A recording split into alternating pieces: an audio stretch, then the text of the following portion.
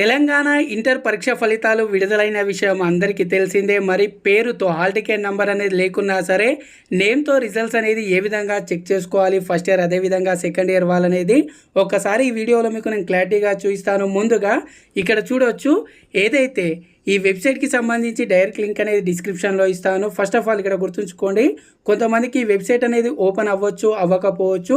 Open అవ్వని వాళ్ళు ఏ విధంగా చూడాలనేది కూడా నేను ఎండ్లో అయితే చెప్తాను. మీరు లింక్ మీద క్లిక్ చేసి ముందుగా ఫస్ట్ ఇయర్ వాళ్ళైనట్టయితే ఫస్ట్ ఇయర్, సెకండ్ ఇయర్ వాళ్ళైనట్టయితే సెకండ్ ఇయర్, ఇక్కడ ఏదైతే నౌ అవైలబుల్ ఉందో దాని మీద క్లిక్ చేసిన తర్వాత ఇక్కడ enter roll number or enter name అని ఉంటుంది. సో ఇక్కడ మీరు మీ నేమ్ అనేది ఎంటర్ అయితే చేయండి.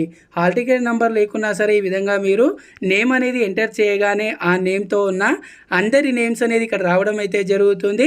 సో మీరు ఈ విధంగా దాని పక్కన ఏదైతే గెట్ అని ఉంటుందో మీరు దాని మీద క్లిక్ చేసి రిజల్ట్స్ అయితే చెక్ అయితే చేసుకోవచ్చు.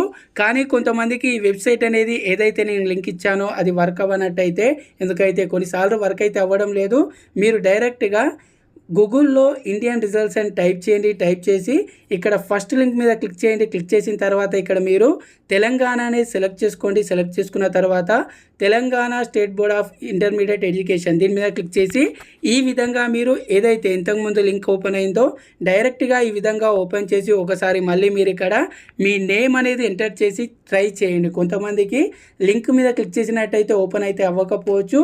సో ఒకసారి మీరు ఈ విధంగా హాల్ టికెట్ నెంబర్ లేకున్నా సరే మీరు మీ రిజల్ట్స్ అయితే చెక్ అయితే చేసుకోవచ్చు. Thanks for watching. జై హింద్.